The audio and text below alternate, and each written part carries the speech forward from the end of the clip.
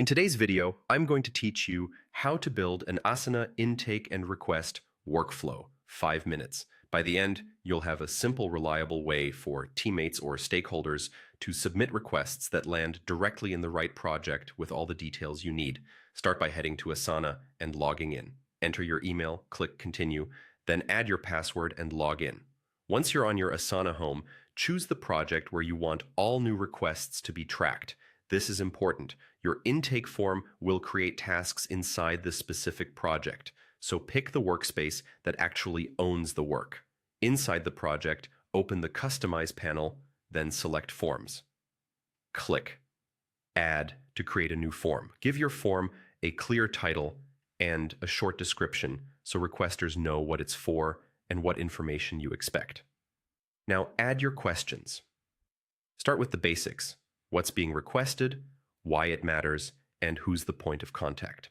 Include a section for the deadline so your team can prioritize properly.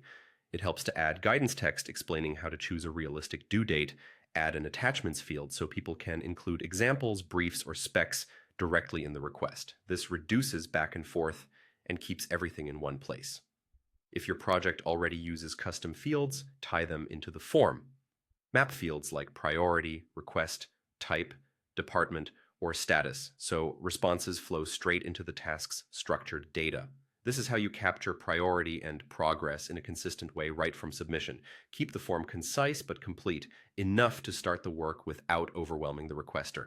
As you build, think about the pathway from request to action. Use short labels, make critical questions required, and keep wording friendly. If multiple teams will use this, write your questions in plain language that works for non-experts. When you're done, click Publish. Asana will generate a shareable link. Copy that link and share it with anyone who will be submitting requests. Post it in your team's wiki, pin it in chat, or include it in onboarding materials. Before rolling it out widely, try a quick test submission yourself to make sure fields map correctly and the resulting task looks the way you expect. That's it. You've created an Asana intake and request workflow that channels every submission into the right project with standardized details, ready for prioritization and action.